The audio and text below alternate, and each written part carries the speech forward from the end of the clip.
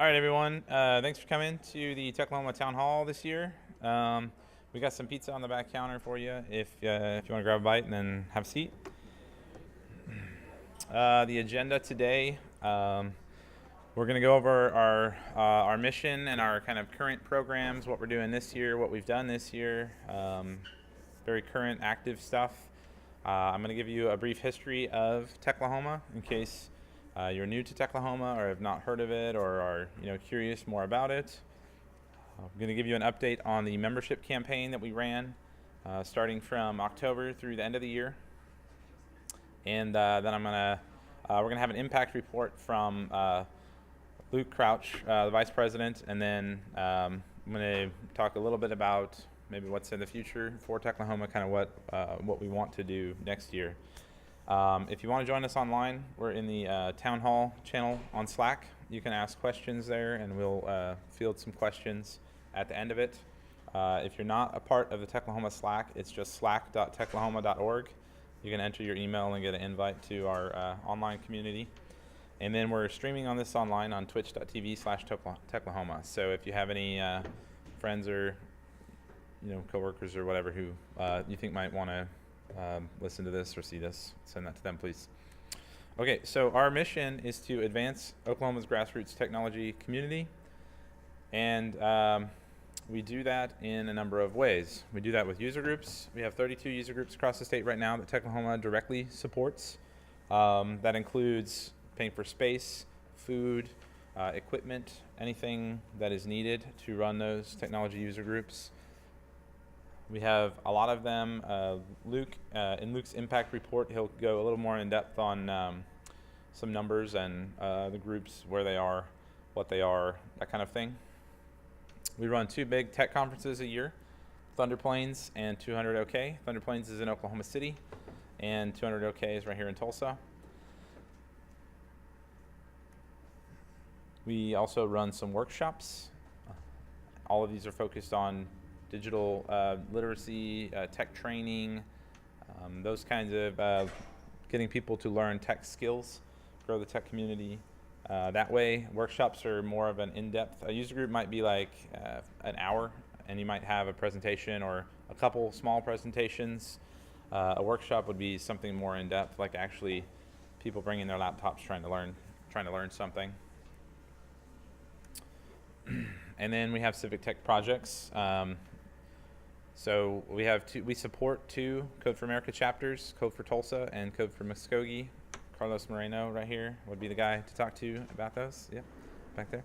So there's a number of projects that have come out of these user groups, especially Code for Tulsa, Court Project. It's got a lot of accolades nationally. So and then they're working on some other projects as well. So a brief history of Techlahoma, if you're not familiar with it. Really the beginnings of Techlahoma probably started in like 2012. Jesse and I started the OKC.js user group, and there were some user groups here in Tulsa meeting. I don't know when Web Devs Tulsa started, but I know it's a very long-running thing. There were various user groups kind of already meeting across the state, and we kind of asked ourselves the question, like, why are all these user groups doing all the same things?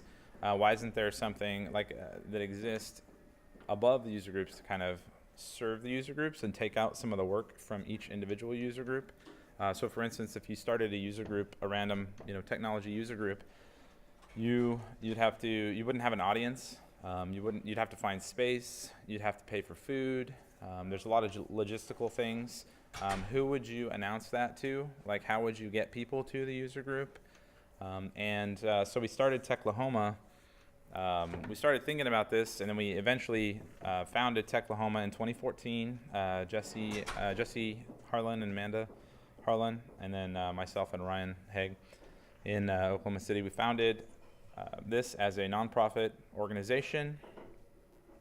We only had a handful of user groups because most user groups, like I said, were already kind of independently running, and so then we're like, hey, we have this thing. Maybe can your user group join us? And so it was a process. I don't have any hard stats on the user groups on 2014 because we weren't doing meetup counts. 2015 is the same. We're kind of slowly refining the process, determining what we'll have, all that kind of stuff. We didn't get our determination from the IRS until like a year after over a year after we started it. But we got a favorable determination letter from the IRS in 2015, November 15th. So we are official 501c3 status, federally recognized. And then after that, so that was so late in 2015. After that, 2016, we really started ramping up and onboarding user groups. So we still did one conference, which was Thunder Plains. And then 2016, we have now 16 user groups. And again, Luke's presentation has a little more stats on things. This is kind of a brief overview, brief history. And I'm leaving out workshops here. We've had some workshops too, but again, Luke's kind of covered that. So there's some overlap in our presentations. So we jumped up to 16 user groups in 2016 after we got the official IRS determination that we were a nonprofit. We could start onboarding user groups and soliciting donations to help support with that. We went up to 24 user groups. 200 OK also came back in 2016. And then we went up to 24 user groups in 2017. Beginning of last year, we had 32 user groups, which is what we have now. 2018 was this year was a different year for us. Some of the challenges that we faced in 2018 were we grew so much in 2016 and 17 that we kind of had to pump the brakes a little bit on growing the number of things we supported to where we could get better support foundation under ourselves. That's paid off. We'll go over some financial reports after, towards the end, really, of the presentation after the impact report. But we kind of, so we're still at 32 user groups today, as you saw in the main slide. So we've not grown in the number of user groups, but we have grown in the number of members to our online communities and some people who are going in to those groups. We still did 2 conferences. That's Thunder Plains and 200 OK. And then I wanted to, this is the board. This is everyone who's on the board. I'm Vance Lucas. I'm president. Luke Crouch is vice president. He'll come up and give the impact report shortly.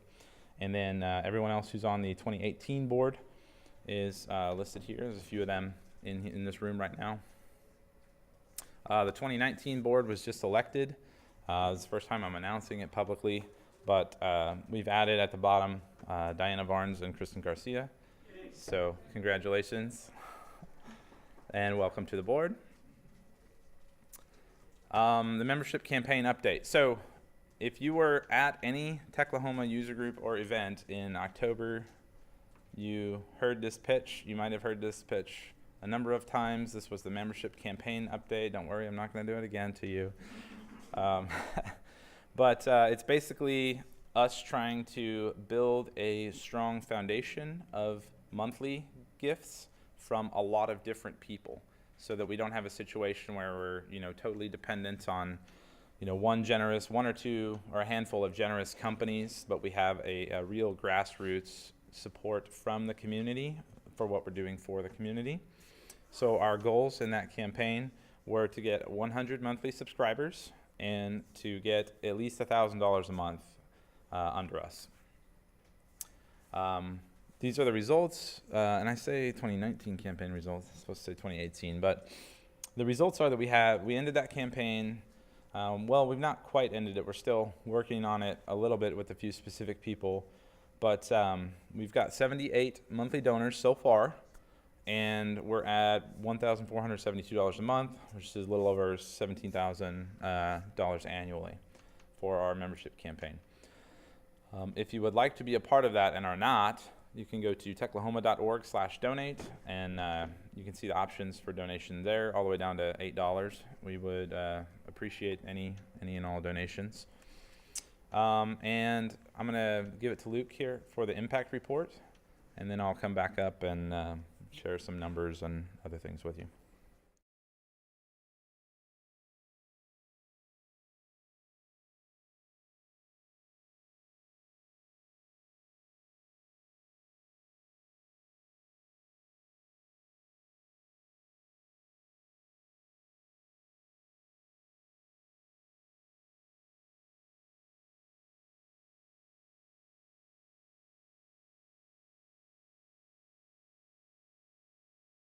Okay, so everyone can see that and everyone can hear me, I think. Okay, cool. Um, so like Vance said, I'm Luke. I'm the vice president of Techlahoma.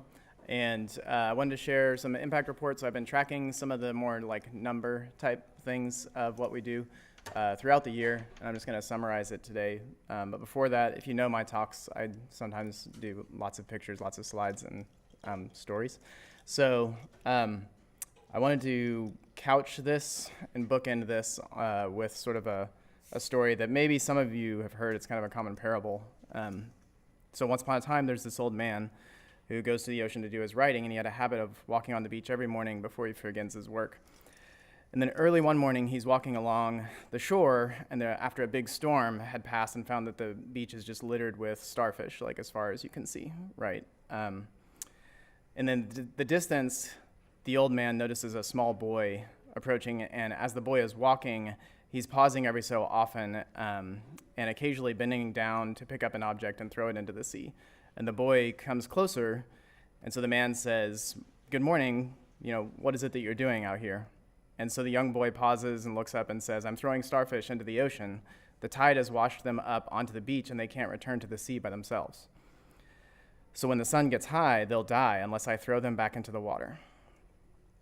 And the old man replies, "But there must be tens of thousands of starfish on this beach. I'm afraid you won't really be able to make much of a difference." And so the boy bends down and picks up yet another starfish and throws it as far as he can into the ocean, and he says, "I made a difference to that one." So if you've heard this before, that's kind of traditional moral of the story that I'll get back to later at the end of this. But for a brief history of the Tulsa tech communities, I've talked to people about this, but if you don't know, so I essentially got involved with Tulsa tech communities around 2006. I started the Tulsa PHP group. At the time, there was Tulsa.net and Tulsa Java were already running pretty regularly, monthly. And then Tulsa Tech Fest, which was and still is a huge sort of festival of all kinds of tech across all kinds of languages, techs, stacks, and everything.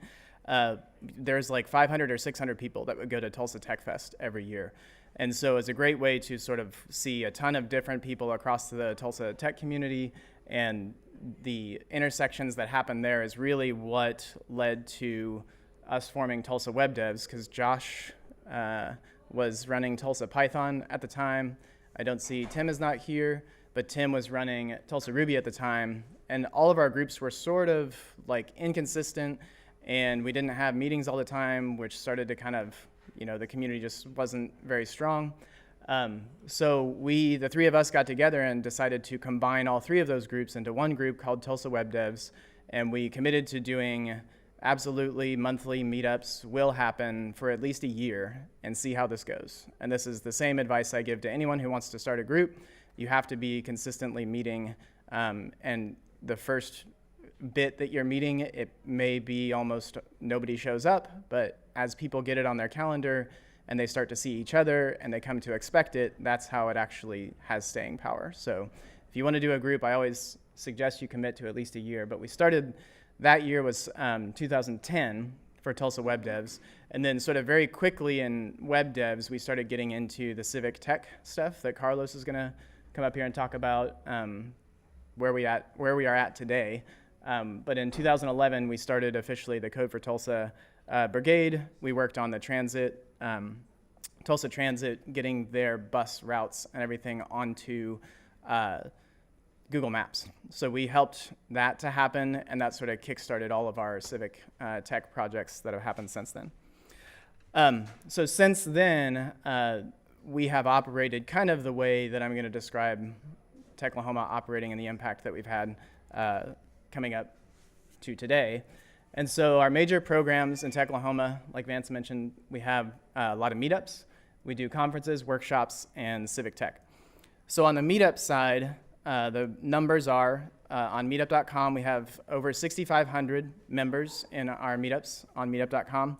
We had, this last year, 1,349 total meetup events hosted across the state among those 32 different meetup groups. And then there were 19,418 RSVPs to those meetups. And so I will say that RSVP number is not exact science, but it's a good ballpark figure, about 20,000 attendees basically to our meetups in 2018. In terms of RSVP, sort of the count over the course of the year, monthly, there's probably around about 1,000 to 1,500 given on any given month attendance to meetups. And then this is showing, it's too small to see there. Let me see if this will work. Probably not. No, it's only zooming on mine. Okay. But basically, some of the more popular ones, if you're from Tulsa, you may not know this, but OKC has a data science, a big data group that is pretty popular, and OKC Python has had a lot of like high RSVP events as well.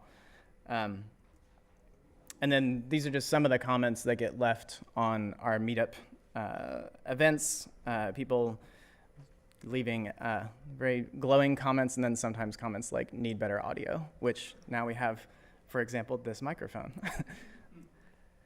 So then conferences. So if we move on to conferences, this year we had 200 OK was in Tulsa. It was May 18th. There were 10 speakers, 140 attendees, 8 sponsors, and it raised about $10,000 for Techlahoma. The conferences, we sell tickets, we sell sponsorships, and then we pay for the costs, but they definitely make money, and so we can take that money and we can apply it towards meetups and workshops and that kind of stuff. I'm kind of cheating by throwing B-sides in here, but we did sponsor this event, and we have a really close relationship with the sort of higher B-sides organization that does these things. So if you all know Nathan Sweeney, he's the main organizer of this and also heavily involved in Techlahoma. So they had 450 attendees, about 18 speakers and 22 sponsors, including Techlahoma, so we sponsored that event. And then Thunder Plains in OKC was November 1st, 245 attendees, 12 speakers, and we raised about $11,000 with Thunder Plains. So those are by the numbers on the conferences. Workshops-wise, we did quite a few. This was our first year doing anything that we called workshops. We had done things like this before. We just never actually sort of defined it as a thing, being a workshop. So in March 24 of this year, we did Django Girls Tulsa. So Django Girls is basically a weekend coding boot camp for women. So we had 30 students, and after that one, we had a new Slack channel for Django Girls, and we had 60 people join that. So that was basically the students and the coaches, and then people that were just interested in helping these new coders get into Python and Django. April 8th was Free Code Camp OKC Job Fair that had 44 attendees and 7 companies. May 5th, Digital Privacy and Security Workshop in Tulsa. We had 20 attendees at the Tulsa Library. July 21st, Django Girls Tulsa again, another 30 students. And then August 4th, we had She Codes Django OKC, the thing that we were not allowed to call Django Girls because we didn't get a form in time, but it was essentially Django Girls OKC. And there was another 30 students there, and the Django Girls Slack channel went up to about 116. I forgot to check exactly what it is right now. Somebody, probably Kimberly, is looking at it right now. But yeah, so that channel keeps growing, which is really, really good. It's a lot of women that are new to coding and maybe just new to technology in general, and they can get in the Slack channel, and a bunch of people are there to help them out if they have questions. Just some of the pictures instead of dry numbers. The top left is Django Girls. That's the Free Code Camp. Job Fair, this is She Codes OKC, and that one is, that's actually B-sides. I don't know why it's in the workshops, but yeah, there it is.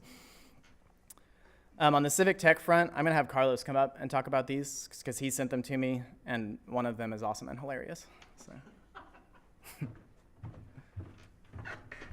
All right, so as I like to say in every Techlahoma board meeting, civic tech is alive and well in Oklahoma. A few of the highlights from the year, Brittany Boeranger, who's now on our board, was invited to speak at Code for America Summit. And this is the national summit that they have every year in Oakland, California, where pretty much anyone who's everyone in the world of civic tech is there, including 80 brigades. And so to be on the national stage is a huge win for us. And we got to highlight our Court Reminders project, which, like Vance mentioned earlier, has gotten a lot of national recognition. So we were very, very proud of that. We also worked on a fines and fees project with the city of Tulsa. This is similar to CourtBot, but it basically reminds people to pay any municipal fines that they have. This could be a parking ticket or a speeding ticket or broken tail light or those kinds of things. The city expected a 5% improvement in people paying their fines and fees, but a national group came in and did sort of an audit and some research on what their impact was, and they actually received a 13% improvement in fines and fees, which means fewer people getting bench warrants, fewer people going to jail, and fewer people getting increased late fees and things like that for municipal charges. So that was a big win for us as well. And you may have heard of this little thing called the teacher walkout that happened in Oklahoma this past summer.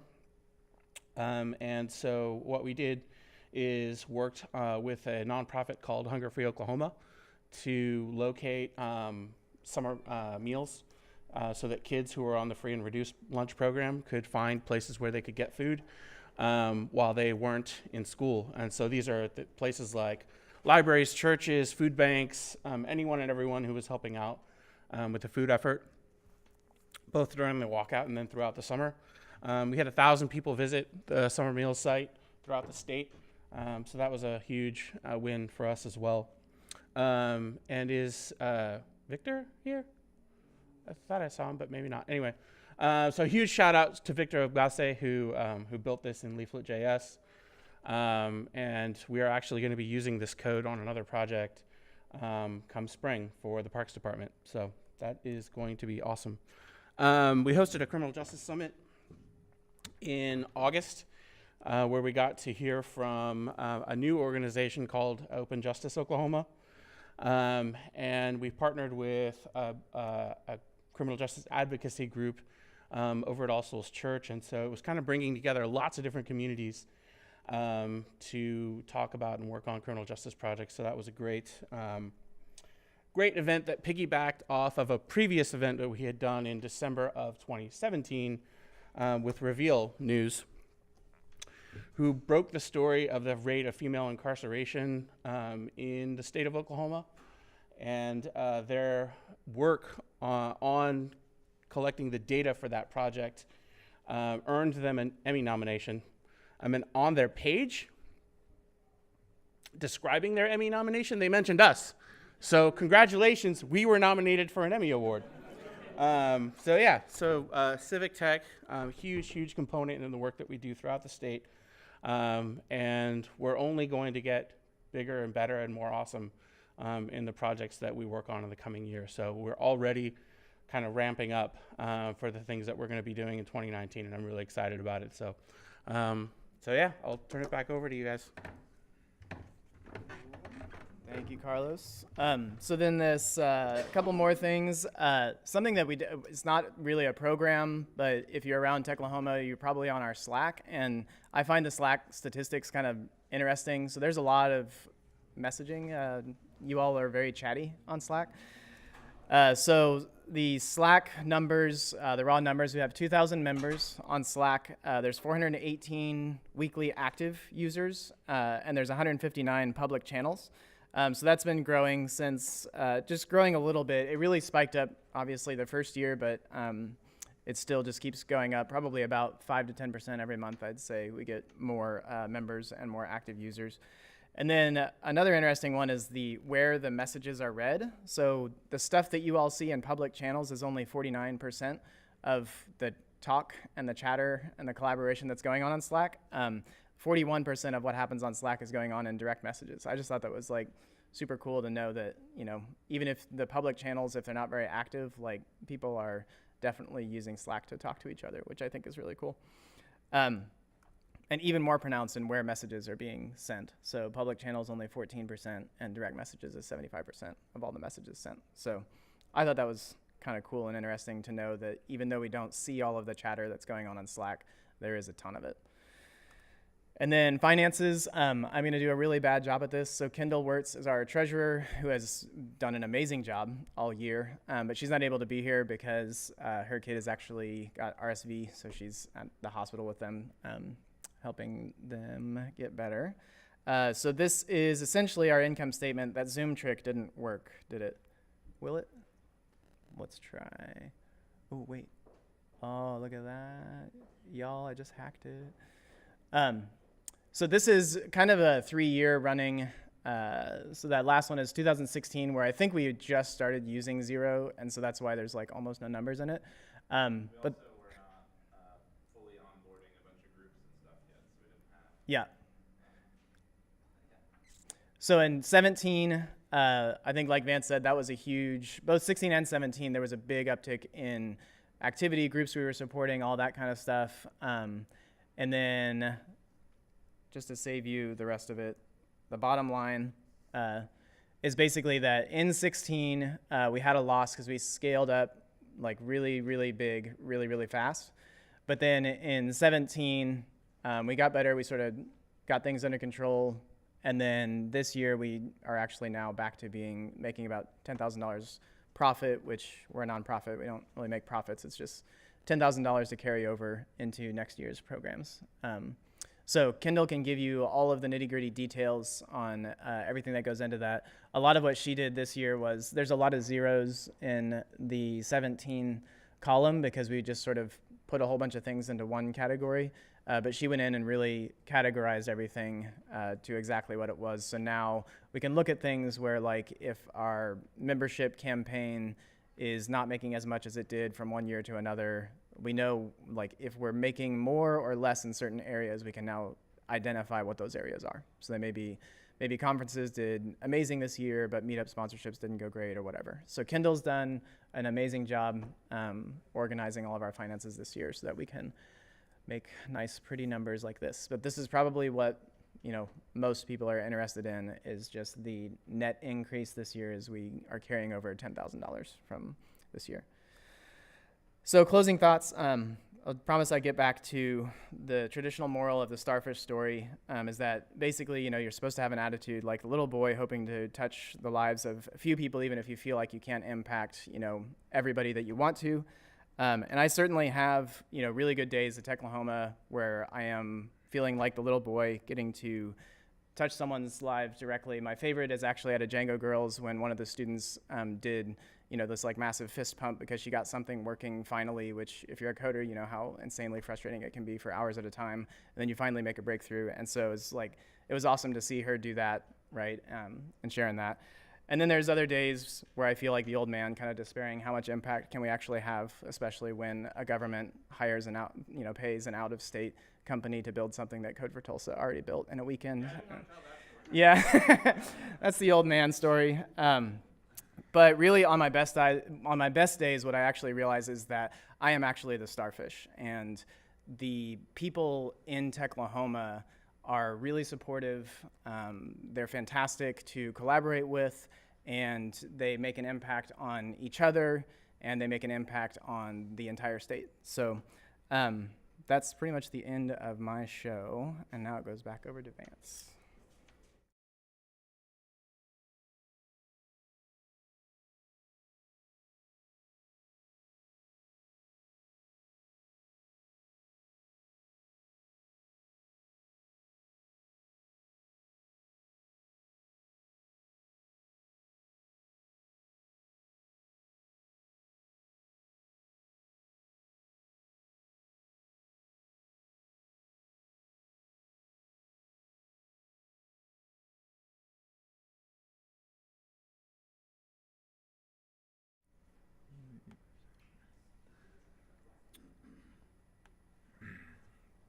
Okay, thanks to Luke for that impact report, and Carlos for the Civic Tech stuff, which is super, super awesome, by the way. The financial reports, I do have some more financial reports. Looks like some, let me do that. Just to go over really quick, if you want some more numbers. Our total income this year was $71,000. $71,000. We don't really have a gross. Our total expenses were, a little over 60,000, which leaves us with a net carryover into next year of 9,600 something so far. These numbers were run in. These numbers don't include all of December spending, though, because we're still in December right now. So Kendall prepared these reports. Like Luke said, she's in the hospital, so it'll be a little bit lower than that, but. I guess the key takeaway from this year is just stabilization It was a relatively flat year for us in terms of growth, but that was necessary, I think, because of how much growth we had in 2016 and 2017. We had to kind of level the ship to get, like I said, more financial support under us.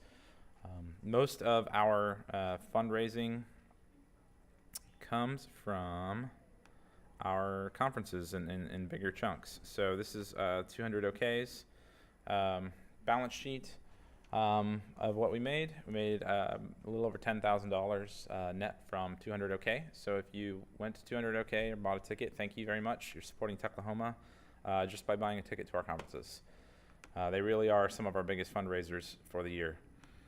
Thunder Plains, similarly, our net was 18,000.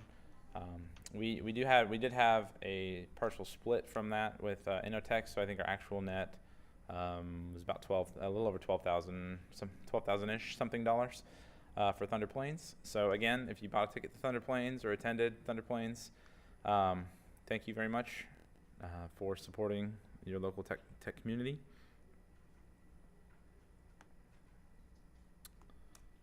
Okay, so what's future? So as we look to 2019, what are we doing? What are our goals? That kind of thing. I think the biggest thing that we can do besides, oh, by the way, we're not saying we're not going to accept more user groups. We have an annual user group application process. So what we did in 2017, after our hypergrowth, was we decided we're moving to an annual user group application process. Previously, we would onboard groups just as they were coming up. Anyone who wanted to be a Techlahoma user group, we would onboard them. Those user groups do come with a real cost for us in terms of food, space, things like that, and that's what was kind of getting our budget a little out of control in the other years. We were never in a situation where we were like into debt though. We always have fundraisers spaced throughout the year. 200 OK 200 OK and Thunder Plains, for instance, are spaced at different times of the year to give us those spikes of money when we need it at different times of the year. But we moved to an annual process so that, again, it's just stabilizing the number, stabilizing our spend, our burn rate, that kind of stuff. So we are onboarding some more groups for 2019. We're going to vote on them in January, and those are be coming up. But the biggest thing we want to do, besides growing just more groups, is we want to get more people to the groups and things we already have. And we have capacity in a lot of those groups. There's some of those groups that may only have 10, 15, 20 people. And I think one of the biggest things we can do is really simply just better support all of the groups, programs, and events we already have with more attendees, which means probably next year we'll have to do, we've already talked about it as a board, but we're wanting to do more growth, more intentional outreach, cultivating more people to come into Techlahoma from, say, universities, training programs, things like that. And we just want Techlahoma to be more known. There's still a ton of people in the state who work in tech that don't know Techlahoma exists. And so we're going to be working on some things towards that end in 2019 and going forward. Really the main push is, again, not necessarily growth in programs or groups, but growth in people going to those groups, supporting those groups better with more attendees, and all the events and workshops as well. So if one of the questions we got through the town hall channel is how can I get involved? How can I help out? What is needed? If you want to get involved, we have a page for this on our website that kind of lists all the options and links out to all the various things that you can get involved in or things you can do in Techlahoma. Techlahoma.org/get-involved. One of the biggest things you can do that's really like low touch, no time, is donate. And that really helps us, support all of these other programs that we can do Civic tech stuff can cost money. The conferences certainly, they make money, but they also cost money up front for deposits and things like that we've got to have on hand. So you can donate is number one, a really low touch way to be involved. You can volunteer. If you are attending a user group, you can attend the Techlahoma events. So really, I think really what we want from most people in tech is just to create this community where everyone feels like they're a part of something, and those user groups are a really great way to do that. I don't know if you guys can remember what it was like before Techlahoma was like big in this state, but it's even before 36 Degrees North existed, before StarSpace existed. These hubs that we've helped establish as community, we've brought the Techlahoma community to them through various events and workshops and things. But it wasn't always a fun place. You kind of know a couple people at your work or a couple friends that are on tech, but there's no really place you can go to meet a bunch of other people working in tech and doing a bunch of interesting and really cool things. And Techlahoma was foundational in that, bringing that to, not necessarily bringing it, but solidifying it here. So there were various groups, if you knew about them, but by putting them all under Techlahoma, we can pool our resources and really make all of those known a lot better. So if you want to get involved, one way, if you're already going to these user groups, already attending, bring a coworker along. Try and spread the word in your office, post it in your work Slack channel when the next meetup is coming up that you think coworkers might be interested in. Try to get more people to these groups. If you have any contacts at universities or code boot camps or anything like that, where there's going to be people who are interested in tech that are looking for somewhere to get plugged in, let them know about Techlahoma. That's one of the best things you can do for us. It doesn't require any money or anything like that. So if you're not able to donate, please just tell people about Techlahoma. Tell them about the meetups. Invite them to come to one. It's kind of like invite someone to church day, but invite someone to a meetup day. I don't know if we're going to have something like that next year, but we probably should. You can join our Slack community. We have an online Slack community, slack.techlahoma.org.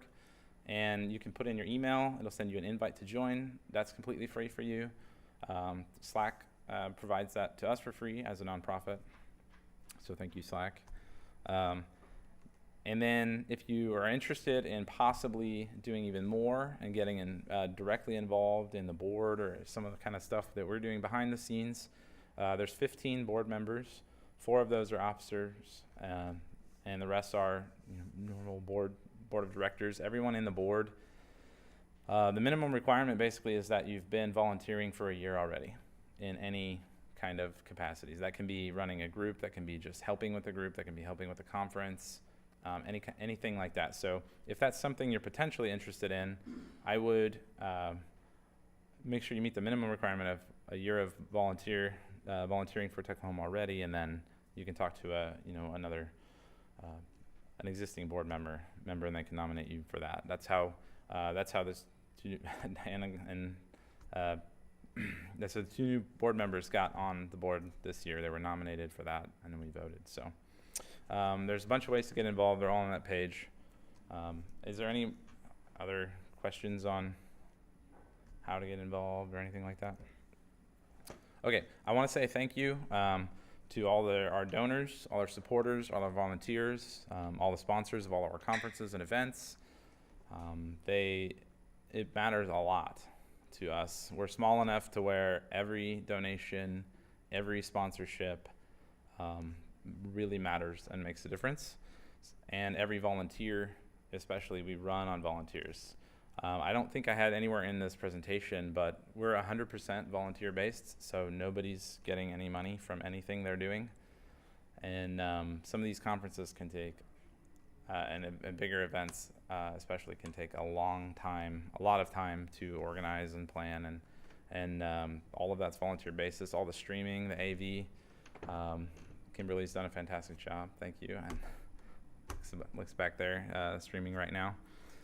They're doing this volunteer basis too, and so thank you to everyone who's given, supported, or volunteered for Techlahoma. And are there any more questions that we have here or in the town hall channel? None so far. Okay. Well, I want to thank everyone. Luke, do you want to say anything else? All right. Be a starfish. There. Help throw starfish in our ocean.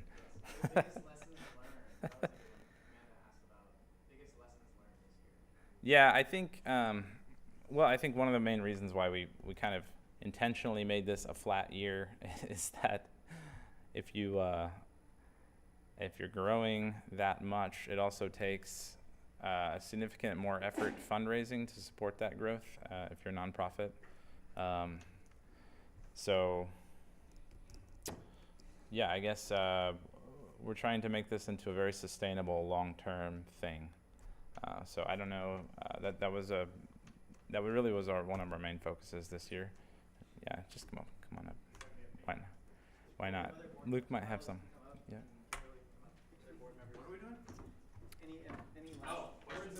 Any last parting words of wisdom to anyone watching on the stream?